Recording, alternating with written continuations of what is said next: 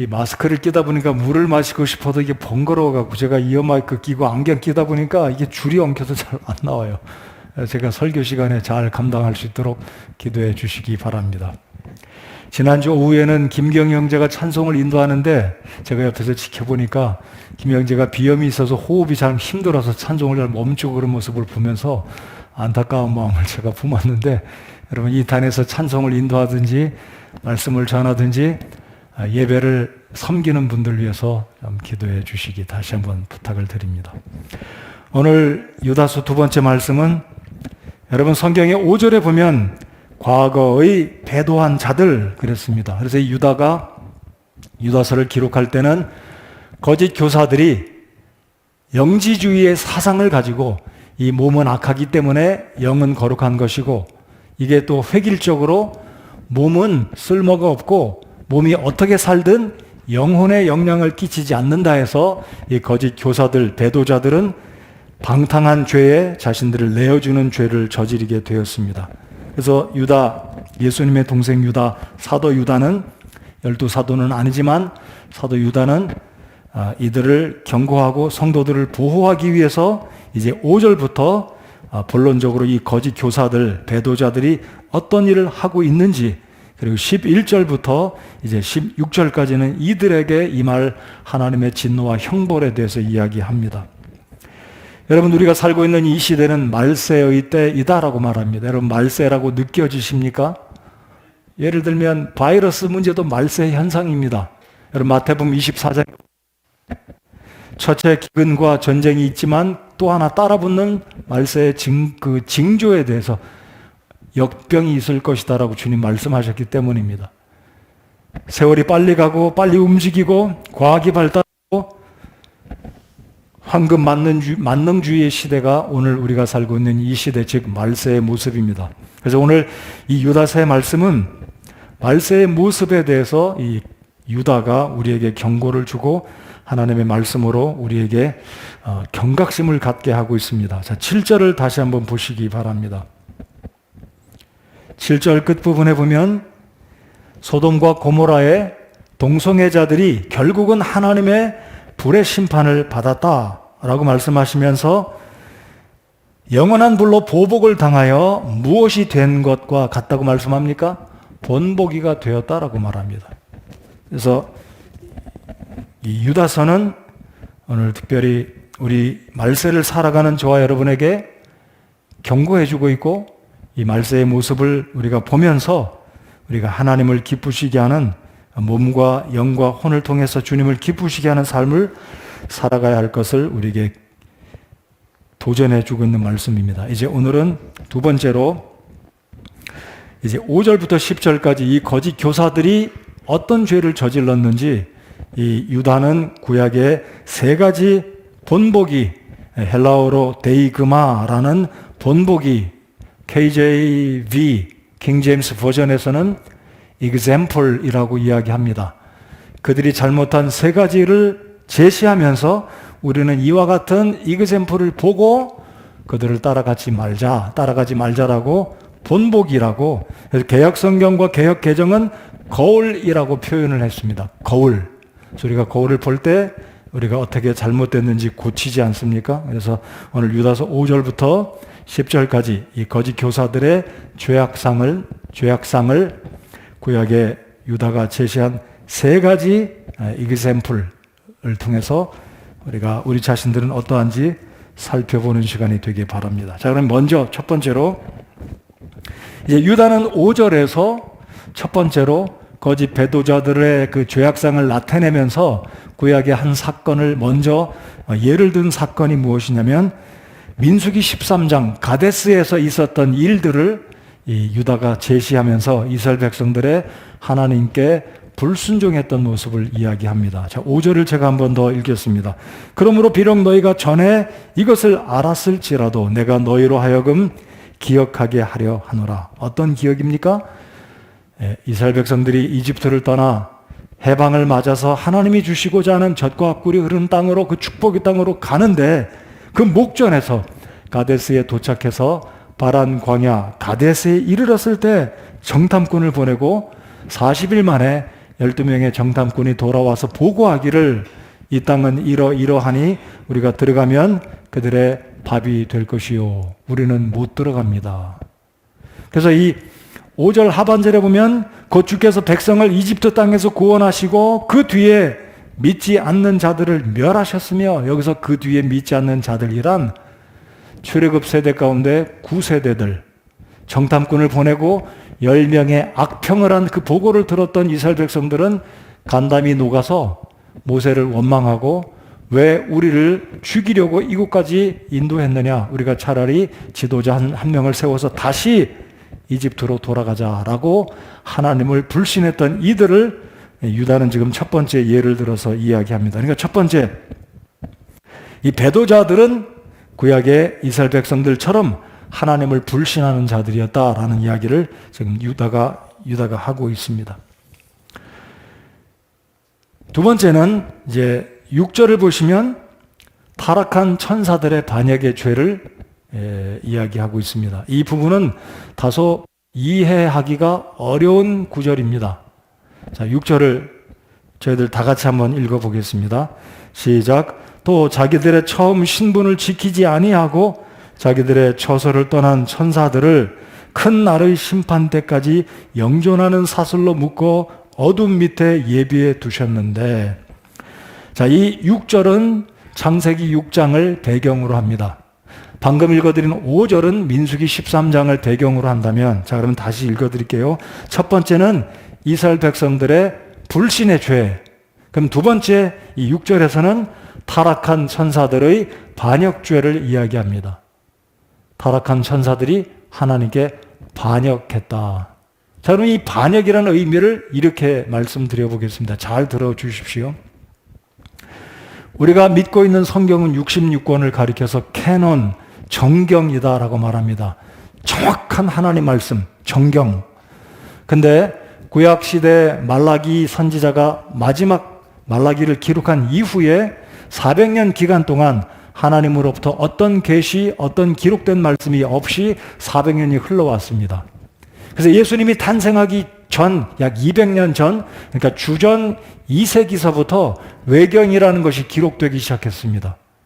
그러니까 이스라엘 백성들은 말라기 선지의 말씀이 기록된 이후로 하나님의 말씀이 더 기록돼서 전달되는 것이 없으니까 여기저기서 막 사람들이 하나님의 말씀이다 랍시고 유명한 사람의 이름을 걸고 기록을 하기 시작했습니다. 그것을 가리켜서 묵시문학이다, 그래서 외경이다, 이런 말이 언급되기 시작했습니다. 근데 여기 6절에 보면 천사들이 처음 신분을 지키지 아니하고, 이 구절은 사실 외경에 있는 언급을 유다가 언급을 해서 인용한 구절입니다.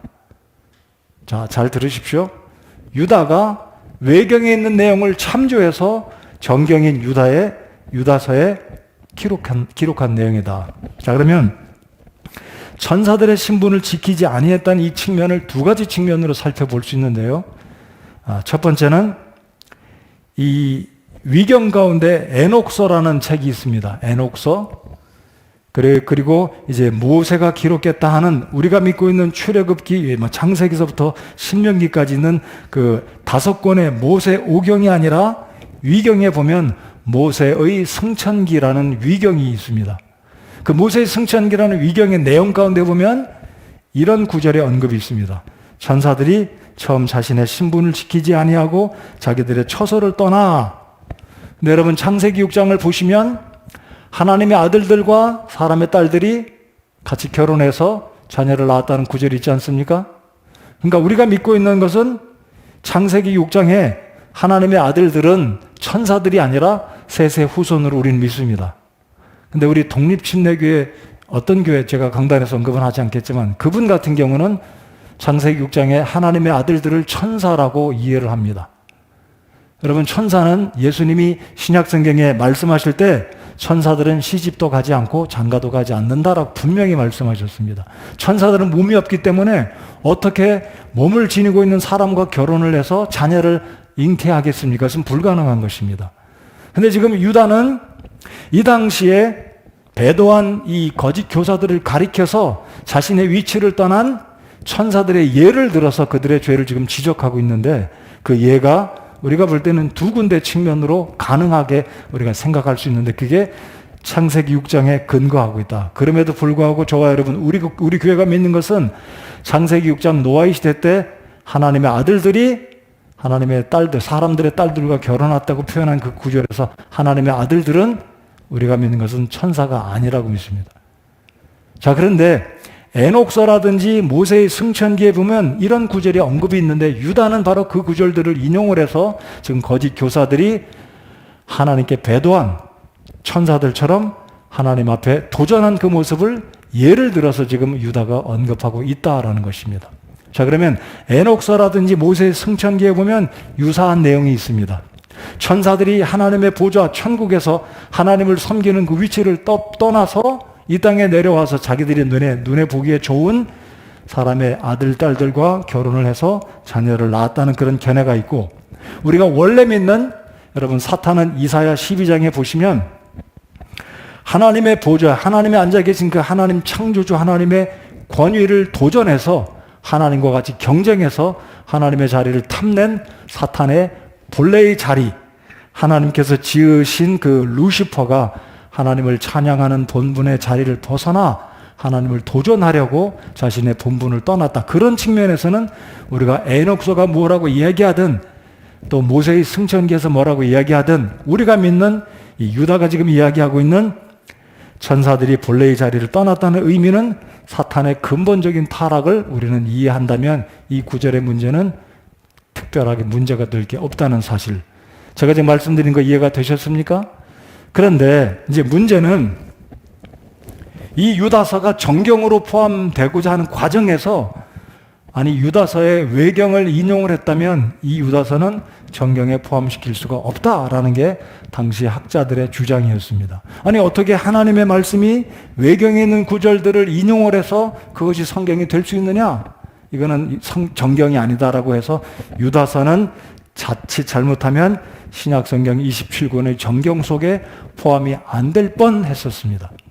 그럼에도 불구하고 학자들이 이제 이 유다서 6절 여기 언급된 이 구절이 비록 외경에 있는 구절과 동일하다 할지라도 본래 이 성경을 기록할 때 성경의 기자들의 생각과 그들의 펜을 움직여서 하나님의 말씀을 기록하게 하신 분은 성령 하나님이기 때문에 외경의 구절을 인용해서 성경의 저자인 유다가 유다서를 기록할 순간도 성령께서 감동으로 그의 기록하는 과정도 인도하셨기 때문에 이것은 하나님의 말씀이 맞다라는 결론으로 유다서가 결국은 정경으로 포함이 된 것입니다.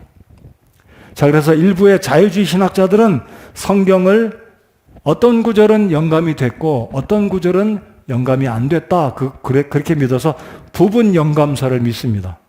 그래서 성경책 가운데 어떤 구절은 이것은 성령의 영감으로 기록된 것이 아니라 외경에서 따온 것이다, 사람의 생각이다, 이렇게 해서 성경 전체 1189장과 구절들 가운데 일부분은 하나님의 성령에 의해서 영감된 것이 아니다라고 믿어요. 그러나 우리는 그렇게 믿지 않습니다. 창세기서부터 요한계시록 정경으로 인정된 66권 모든 장, 모든 절수, 그리고 모든 단어 하나, 모든 점 하나까지도 하나님의 성령의 초자연적인 인도와 감독하심 가운데 기록된 하나님의 말씀인 줄 믿는 것입니다. 그래서 유다서 6절도 비록 에녹서와 모세 승천기의 그 구절을 인용했지만 이 구절도 하나님의 말씀으로 믿는 것입니다. 자, 우리 참조로 사도행전을 한번 열어보시기 바랍니다. 사도행전 17장에 보면 바울 사도 역시 당시에 히랍의 철학자들이 말했던 시를 언급한 그 구절이 사도행전에 기록이 됐습니다. 자, 사도행전 17장을 찾아보셔야 이게 무슨 의미인지 이해가 잘 되시리라고 생각합니다. 사도행전 17장 28절. 여러분, 사도행전은 누가 기록했습니까? 바울입니까? 누가가 기록했어요? 누가는 헬라어에 능통한 이방인 그리스 사람이었습니다. 의사였고요. 근데 이 의사가 누가복음을 기록할 때 바울이 말한 것을 기록을 했는데 바울이 말한 그 말 자체는 당시에 히랍 철학자들이 인용했던 시가 사도행전에 기록됐다는 사실. 자, 이제 읽어보겠습니다. 사도행전 17장 28절 읽겠습니다. 시작. 존재하기 때문이라. 너희의 시인들 중에 어떤 사람들이 이르되 우리 또한 그분의 후손이라 하였나니. 자, 이 구절을 제가 좀 이해하기 쉽도록 말씀을 드리면, 바울이 아덴에서 복음을 전할 때 아덴의 사람들이 당시에 히랍의 철학, 그리스의 철학을 믿고 문학을 믿는 이 사람들에게 복음을 전하는데, 지금 바울이 증거하는 요지는 이것입니다. 우리는 주님 안에서 살고 하나님이 우리를 지으셔서 우리가 지금 호흡하고 살고 있다. 근데 바울은 그 부분을 인용할 때 너희들도, 너희 아덴 사람들도 너희의 시인들 중에 어떤 사람이 말하기를 우리 또한 그분의 후손이라 하였나니, 이 구절만은 당시의 히랍 철학자들이 이렇게 관례적으로 쓰는 식구라는 거예요. 그러니까 바울 사도가 이 언급한 이 구절은 이 누가가 성령 하나님의 감동을 입고 사도행전 17장 28절을 기록했는데, 이 구절 역시 하나님의 순수한 말씀이 아니라 당시 히랍 철학자들이 이렇게 사용하는 식구라는 겁니다. 그렇다면 하나님 말씀 속에 히랍 철학자들이 사용하던 식구가 들어왔는데, 이 식구가 그러면 하나님 말씀이냐 아니면 그냥 시인들의 말이냐, 둘 다 맞다는 사실입니다. 당시에 시인들이 사용했던 말을 하나님께서 누가로 하여금 성령의 감동으로 기록할 때 당시에 히랍 시인들이 말한 그 구절도 사도행전 17장 28절에 포함시켜서 하나님의 성경이 기록되었다. 이해가 되십니까? 자, 그러면 다시 유다서로 돌아와서 유다가 6절에서 이 거짓 교사들을, 그들의 죄악된 모습을 증거할 때 마치 거짓 교사들은 하나님을 배도하는 사람들, 하나님의 그 권위를 인정하지 않는 죄를 저질렀는데 이들의 죄는 마치 사탄과 같다. 사탄이 본래 지음받은 그 자리를 떠나, 하나님을 찬양하는 자리를 떠나 하나님의 권위에 도전하려고 하나님과 경합하다가 하나님이 그를 추방시키시고 천국에서 쫓겨나 지구로 내려온 이 사실을 지금 유다가 이야기하고 있다라는 것입니다. 이해가 되셨습니까? 자, 그래서 이 결국 사탄은 어떤 심판을 받기로 예정이 되어 있다고 유다가 이야기합니까? 자기들의 처소를 떠난 천사들을, 자, 천사들을 그랬습니다. 복수입니다. 그러니까 사탄뿐만 아니라 악한 영들, 마귀들, 사탄이 타락할 때 그를 따라 내려온 타락한 천사들, 악한 영들까지도 이제 장차 영원한 심판이 이들을 위해서 준비되어 있다. 그래서 큰 날의 심판 때까지 영존하는 사슬로 묶고 어둠 밑에 예비해 두셨다라고 두 번째 예를 유다가 들어서 당시에 유다가 전하고자 하는 이 유다서를 받아 읽게 되는 수신자들로 하여금 경각하도록, 거짓 교사들이 이런 죄를 저질렀는데 여러분들은 그런 죄를 저지르지 마십시오라고 지금 두 번째 예를 들어서 이야기하고 있는 것입니다. 자, 이제 세 번째 죄는, 세 번째 example은 무엇입니까? 7절에 있습니다. 7절은 창세기 19장이 배경이 되겠습니다. 아까 말씀드린 5장은 민수기 13장, 그리고 여기 유다서 6절은 창세기 6장 또는 이사야서 12장이 14장이 배경이 되겠습니다. 그리고 세 번째 예는 소돔 고모라 성의 사람들의 육신의 정욕의 죄를 세 번째 실예로 들고 있습니다. 자, 7절을 저희들 다 같이 한번 읽어보겠습니다. 시작. 이것은 소돔과 고모라와 그것들의 주변 도시들이 같은 방식으로 자기들을 음행에 내주고 낯선 육체를 따라가다가 영원한 불로 보복을 당하여 본보기가 된 것과 같으니라.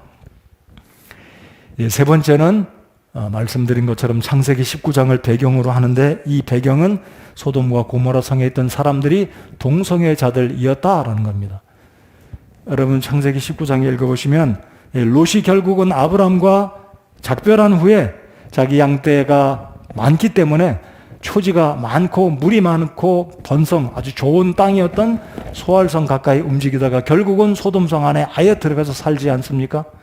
근데 하나님은 이 동성애로 죄악이 관영했던 이 소돔과 고모라를 멸망시키시려고 천사들을 보내셨는데, 아브라함이 자기의 조카를 위해서 신혼하지 않습니까? 앞장에 보면 하나님 소돔성에 의인이 50이 있으면 40이 있으면 30이 있으면 하나님 내가 이번만 더 말씀하리이다. 소돔성에 의인이 10명이 있으면 그 의인 10명을 악인과 함께 멸하시렵니까? 근데 안타깝게 소돔성에 의인이 10명이 없어서 결국은 멸망을 당하는데 하나님은 롯을 구원해 주십니다.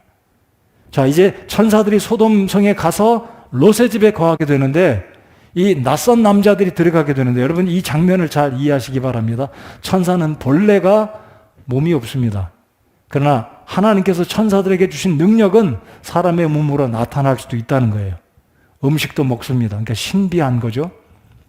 자, 아무튼 소돔성에 들어간 천사들이 이 소돔성에 있는 동성애자들의 눈에 볼 때는 낯선 남자들이니까 저녁에 롯의 문을 두드립니다.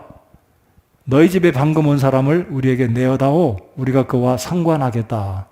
동성애를 하겠다는 이야기죠. 그래서 결국 하나님은 롯의 가족을 구출시키신 후에 소돔성, 고모라성을 유황으로 다 불태워서 멸망을 시키고 징계를 하셨습니다.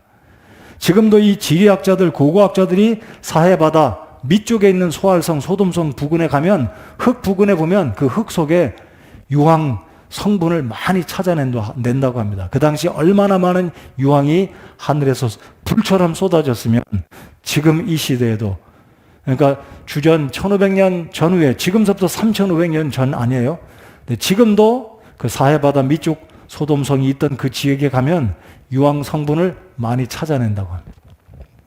그래서 지금 유다는 거짓 교사들이 저질렀던 죄를 세 번째 경우로 구약의 실제 사례를 들어서 이야기한 것이 소돔과 고모라성의 이 죄악된 모습, 윤리적으로 매우 타락한 이들의 죄를, 자 8절을 보시기 바랍니다.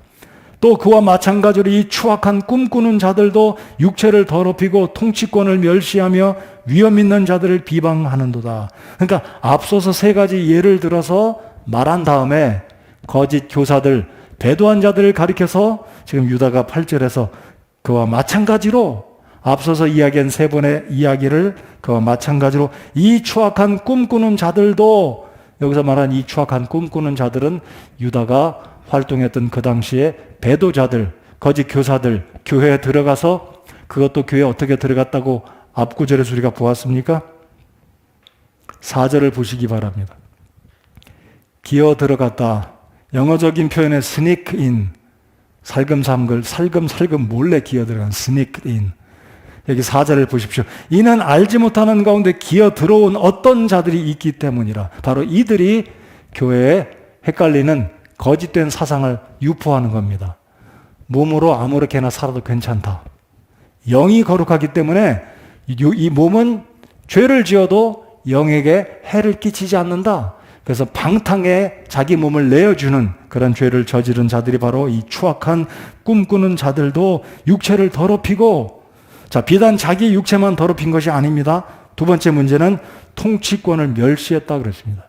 여기서 말하는 통치권을 멸시한 것은 바로 하나님의 권위를 무시하고 하나님께 도전했던 6절에서 언급했던 천사들이 자신의 신분, 자기 위치를 떠나 죄를 지은 그 모습을 지금 유다가 이야기하고 있는 것입니다. 자, 오늘 이 시대에 어떻습니까? 성적으로 매우 타락한 시대에 우리가 살고 있습니다. 엄청난 타락, 상상하지 못할 정도로.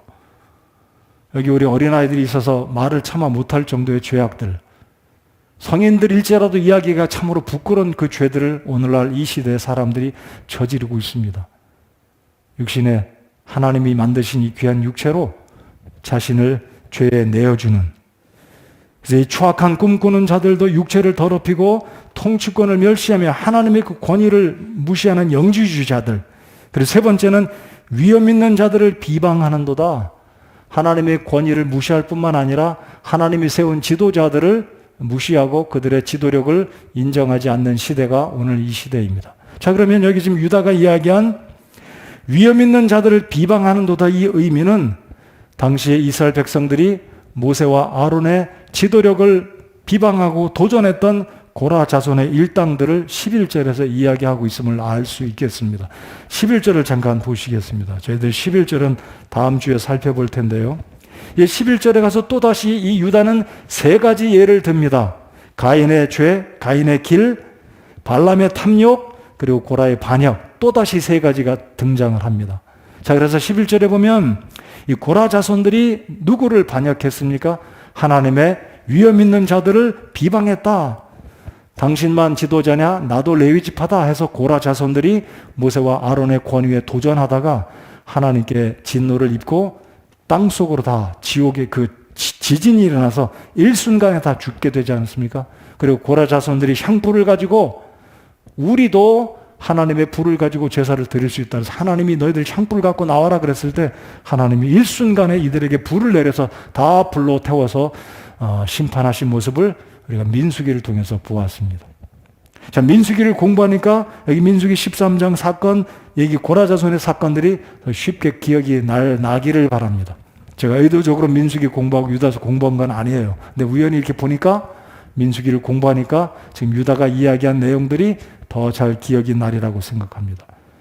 자, 그러면 제가 이 부분에 있어서 오늘 이 시대 사람들이 육체를 더럽히는 방탕한 죄를 저지르고 살아가고 있는데 우리가 이런 부분에 있어서 하나님은 우리에게 어떤 말씀을 주고 계시는지 데살로니가전서 4장 3절에 보시면 하나님의 뜻은 이것이니 곧 너희가 거룩히 구별되는 것이라 너희는 음행을 삼가고 라고 말씀을 하십니다.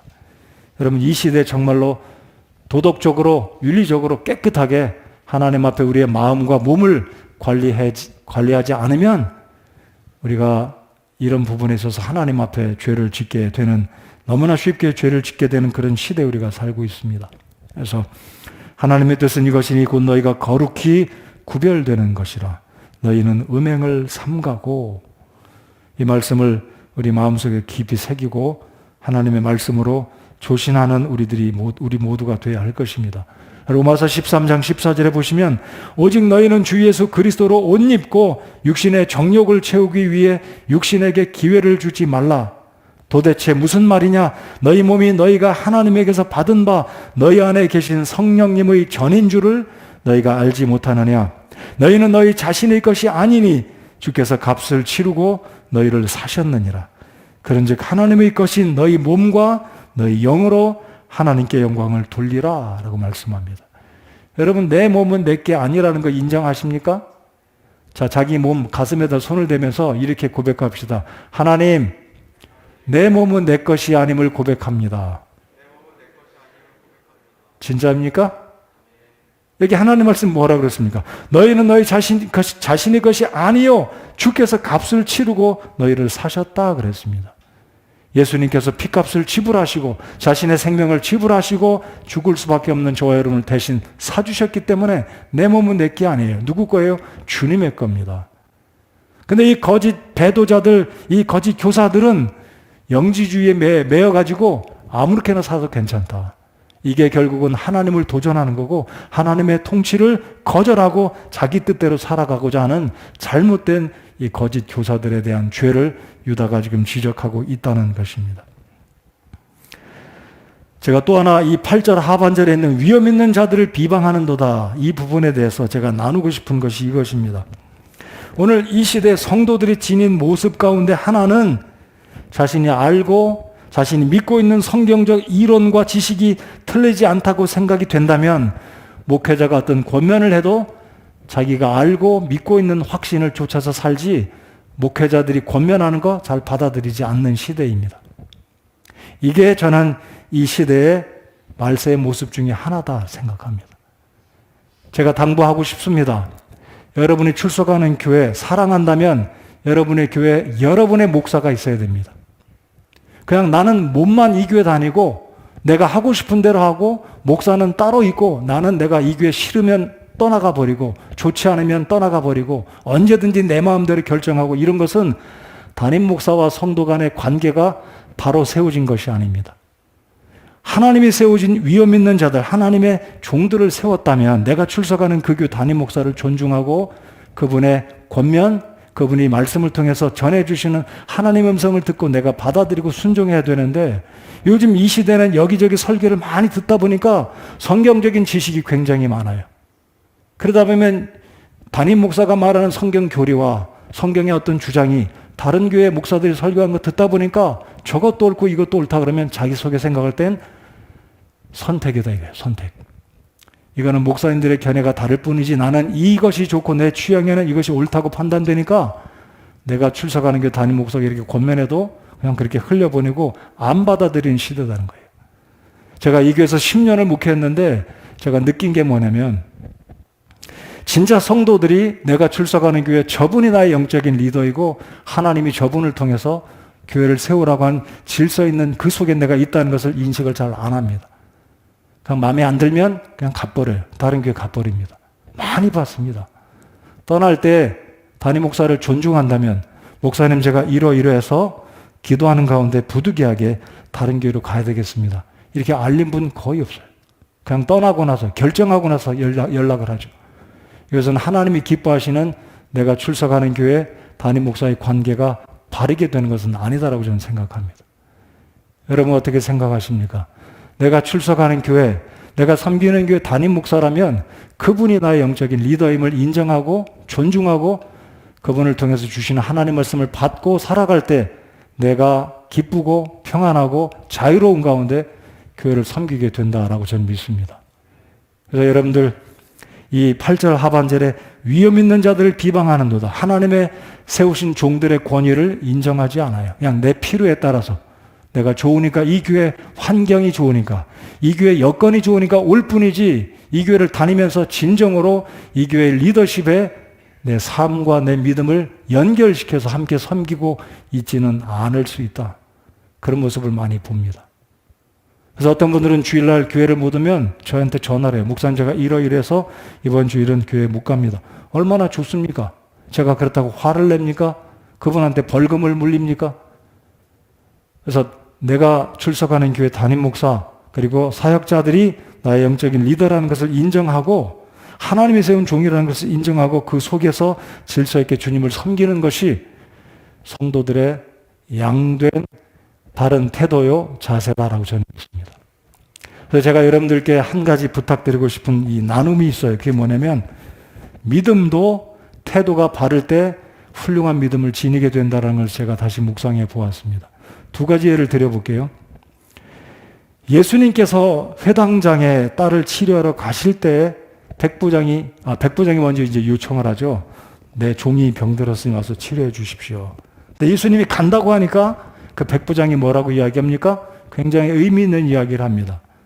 예수님, 나도 권위 아래 있는 사람이라서 나보다 높은 권위자가 나를 오라고 그러면 내가 가야 되고 가라고 그러면 내가 떠나가야 됩니다.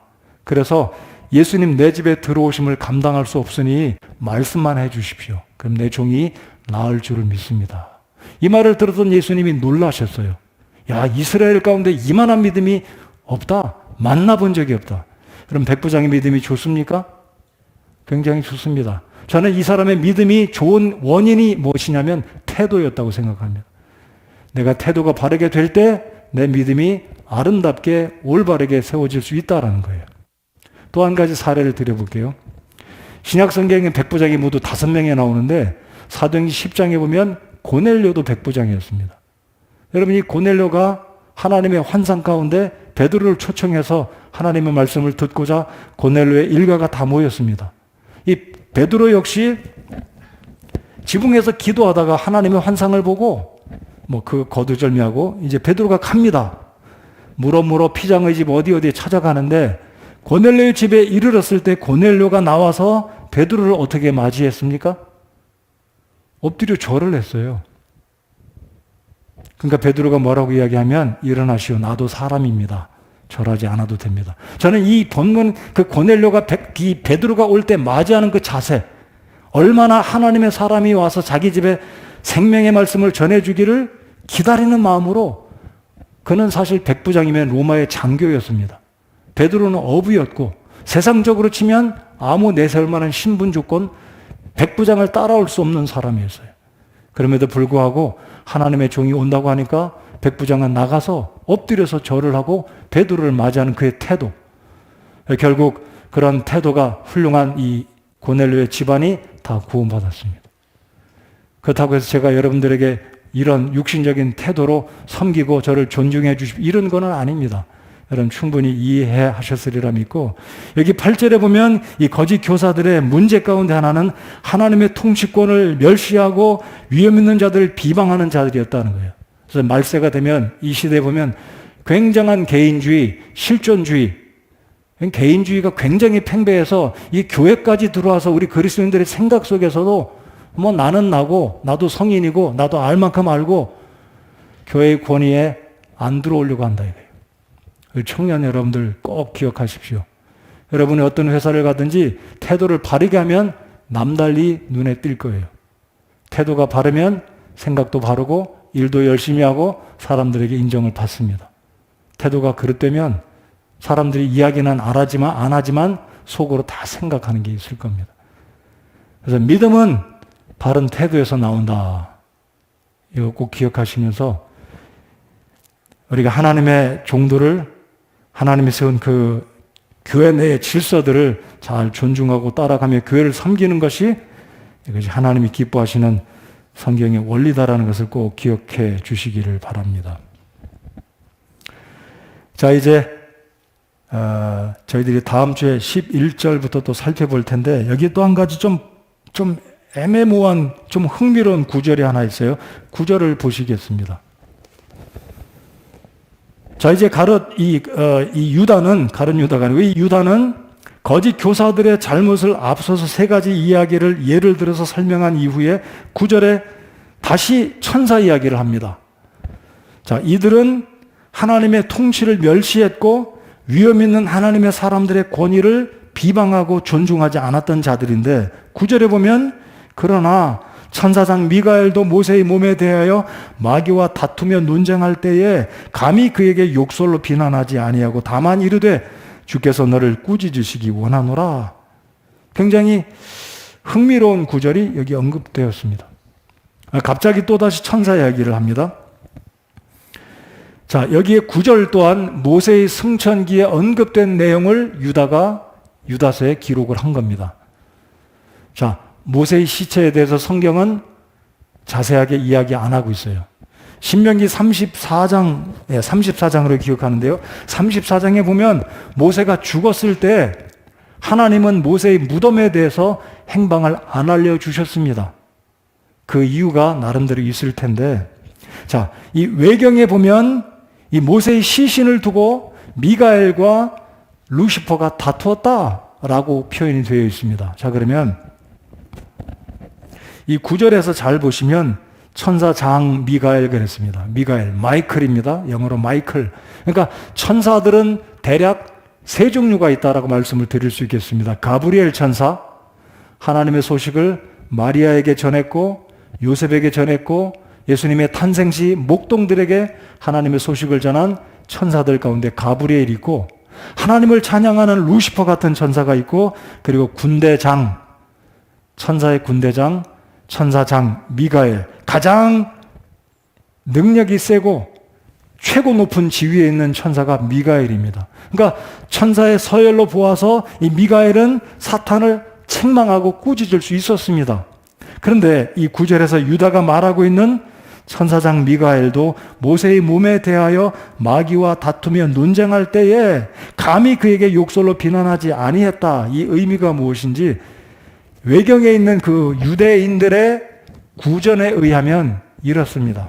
우리 성경을 한 구절 찾아보겠습니다. 그래서 오늘 유다서 이 6절과 9절은 조금 이해하기에 좀 까다로운 구절인데, 이왕 유다서를 저희들이 공부하니까 여러분 나중에 잊어먹으셔도 괜찮습니다. 지금은 그렇게 이해를 하실 필요가 있다고 생각이 되는데, 히브리서 2장 14절 한번 열어보시겠습니다. 히브리서 2장 14절.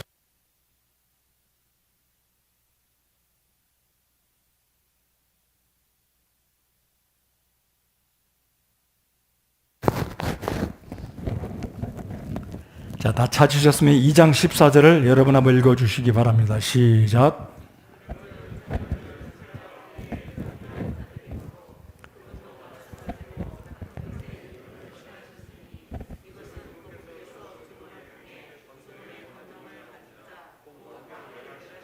자, 14절 하반절에 우리가 주목해 보아야 될 부분은 죽음의 권능을 가진 자, 곧 마귀를 멸하시고, 그러니까 예수님께서 십자가 달려 죽으심은 죄의 값이 사망이기 때문에 이 죽음이라는 것은 사탄에게 죽음의 권능을 하나님께서 주셨다는 거예요. 이 부분을 세밀하게 세세하게 다 이 시간에 제가 말씀드리지는 않겠지만, 표면적인 표현, 죽음의 권능을 가진 자가 마귀다 이거예요. 그래서 유대인들의 개념 속에는 모세가 죽었을 때 모세의 시신에 관해서는 사탄이 모세의 시신을 주관할 수 있었다는 거예요. 그런데 문제는 왜 하나님은 신명기 34장에서 모세의 죽음에 대해서 잠깐 언급하시고 그의 죽음 이후에 그의 묘지가 어디 있는지, 어디에 무덤을 만들어서 안장했는지 알려주시지 않으신 이유가 있습니다. 저는 개인적으로 그렇게 생각합니다. 이 사탄은 외경에 의하면, 유대인들의 구전에 의하면 모세가 이집트에 있을 때 이집트에 병사한 사람을 쳐 죽였잖아요. 그 죄를 지은 것을 가지고 이 사탄이 모세를 공격할 수 있고, 모세가 죽은 이후에는 모세의 시신에 대해서 공개적으로 모세의 무덤을 어디에 매장할 수 있는 이런 권한이 사탄에게 있을 수 있다는 게 유대인들의 개념입니다. 외경에 언급된 개념. 근데 지금 이 9절에서는 미가엘도 사탄과 더불어 다투며 논쟁할 때 모세의 몸에 대해서, 모세의 시신에 대해서 언급하지 않았다. 다시 제가 잘 설명을 드리면, 죽음의 권능은 사탄이 가지고 있고, 모세가 이집트에 있을 때 병사한 사람을 쳐 죽였기 때문에 모세의 죄를 가지고 이 사탄이 모세가 죽은 이후에 그의 시신을 공개적으로 사람들이 아는 장소에 이 모세의 묘지를 쓸 수 있는 권한이 사탄에게 있다는 게 유대인들의 구전이라는 거예요. 그러면 왜 미가엘이 사탄에 대해서 다투고 그를 욕설로 비난하지 아니했냐면, 이것은 문맥의 구절을 잘 보셔야 되는데 8절을 보면 이 거짓 교사들은 하나님의 통치를 무시하고 하나님의 권위를 인정하지 않았다는 것을 전제로, 천사의 서열 가운데 루시퍼가 가장 높은 계열이기 때문에, 루시퍼가 아니라 미가엘이, 그러면 사탄도 이 루시퍼도 미가엘이 얼마든지 그를 책망하고 자신의 신분을 떠나 하나님을 도전한 죄를 지었던 이 사탄에 대해서 미가엘이 공격할 수 있고 논박할 수 있지만, 미가엘이 그렇게 하자는 이유는 끝부분 9절 하반절에 보시면 주께서 너를 꾸짖으시기 원하노라. 그러니까 미가엘조차도 자신의 권한을 가지고 사탄을 공격하지 않고 비난하지 않고 최종적인 권위를 지닌 분은 하나님이기 때문에 하나님께서 사탄을 공박하고 그를 심판하고 책망하시도록 미가엘이 자신의 권위를 하나님께, 모든 권위를 지닌 하나님께 넘겨드렸다는 거예요. 그래서 이 모세의 시신은 사람들이 만약에 무덤이 어디 있는지 알게 되면 사탄은 그 모세의 무덤을 통해서 우상을 숭배하는 죄를 저지를 가능성이 있기 때문에 저는 개인적으로 하나님께서 신명기 34장에 모세의 죽음 이후에 그의 무덤이 어디 있는지 하나님이 비밀에 붙여주셨다라고 저는 생각합니다. 아무튼 외경의 내용을 보면 이 미가엘과 루시퍼가 사탄이 싸웠다는 거예요. 모세의 시신을 두고. 사탄은 모세의 시신을 가져다가 죽음의 권능이 사탄에게 있으니까 모세의 시신을 장례를 치를 때 무덤을 사람에게 알려주고자 하는 게 유대인의 개념 속에 들어있는 사탄의 계획, 그의 전략이라는 거죠. 근데 이것조차도 미가엘은 하나님의 권위를 인정하기 위해서 자신이 사탄을 책망할 수 있는 권한도 있었음에도 불구하고 하나님이 지극히 높으신 분이고 창조주 하나님이시기 때문에 그 권위마저도 하나님께 다 넘겨드렸다라는 거예요. 이것은 대조적입니다. 왜냐하면 5절부터 10절까지 지금 이 거짓 교사들인 배도자들은 하나님의 통치를 무시하고 하나님의 이 위험 있는 자들을 비방하고 육신을 방종에 내어줌으로 죄를 지었던 이들을 가리켜서 유다가 지금 책망하고 있기 때문에 이와 천사와 연관된 문제 또한 미가엘은 하나님께 모든 권위를 넘겨드렸다라는 게 지금 유다가 말하고자 하는 요지라는 것입니다. 그래서 이제 10절을 보면, 그러나 이들은 자기들이 알지 못하는 그것들을 비방하고 또 이성 없는 짐승들 같이 자기들이 본능으로 아는 것, 즉 그것들로 인하여 스스로를 부패시키느니라. 그러니까 거짓 교사들은 자신의 몸을 짐승들 같이 자기들이 본능으로 아는 것, 즉 그것들로 인하여 스스로를 부패시키느니라. 하나님의 권위도 알고 영적인 세계도 알지만 이들이 하나님의 통치, 하나님의 권위도 인정하지 않고 배도하고 육체를 방임해 내어줌으로 죄를 짓는 이들을 가리켜서 결국 유다가 구약의 세 가지 신뢰를 들어서 설명하면서 유다서를 읽고 있는 독자들에게 지금 경고를 주고 있다는 사실입니다. 그래서 오늘 5절부터 10절까지가 이 배도자들, 거짓 교사들의 죄가 어떤 것인지, 영혼 몸 모두를 하나님을 위하여 거룩한 지체로 우리가 살아가야 되지만 이 거짓 교사들은 영지주의라는 교묘한 방법으로 당시 초대교회 성도들에게 들어가서 교회를 혼란시키고 이 몸으로 하여금 육체를 육신의 정욕에 내어주는 죄를 짓게 만들고 하나님의 권위를 부정하는 이들의 죄악을 유다가 경고하면서 우리에게 알려주고 있다는 것입니다. 그래서 이 시대를 살아가는 이 말세의 때에 오늘 유다서 5절부터 10절까지 우리 육신 하나님이 기뻐하시는 삶으로 내어드리고 윤리적으로 부도덕한 죄에 우리가 하나님 앞에 죄를 짓지 않는 우리의 정결한 삶을 살아가야 할 것이고 하나님의 권위, 창조주 하나님, 나를 위해서 생명을 버리시고 구원하신 그 주님의 희생을 생각하는 우리가 되어야 한다는 것입니다.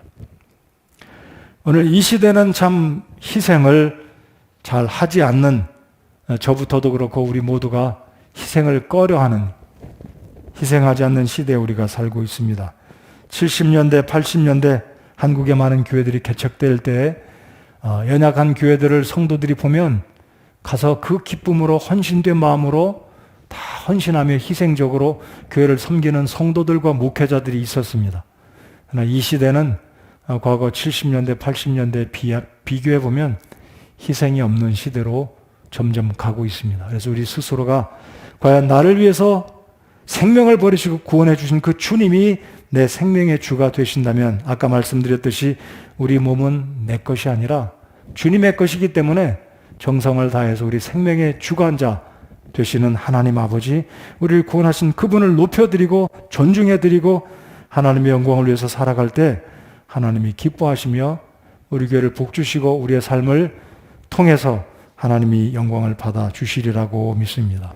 그래서 오늘 유다서 5절부터 10절까지 이제 유다가 제시하고 있는 세 가지 본보기를 잘 보면서 오늘 이 시대, 말세의 시대 내가 어떤 생각으로, 어떤 자세로, 어떤 태도로 살아가며 내가 속한 교회에서 하나님의 영광을 위해서 섬길 것인지 우리 자신들을 돌아보는 오늘 이 저녁에 성령께서 우리 마음속에 감동해 주시고 보여주시고 깨닫게 해주신 것이 있다면 그 말씀 앞에 순종하고 주님께 우리의 구원을 허락하신 우리 주님께 감사함으로 귀한 교회를 섬겨 나가는 오늘 저녁에 이 말씀을 들으신 우리 모든 성도님들 또 제가 되기를 소원합니다. 기도하겠습니다.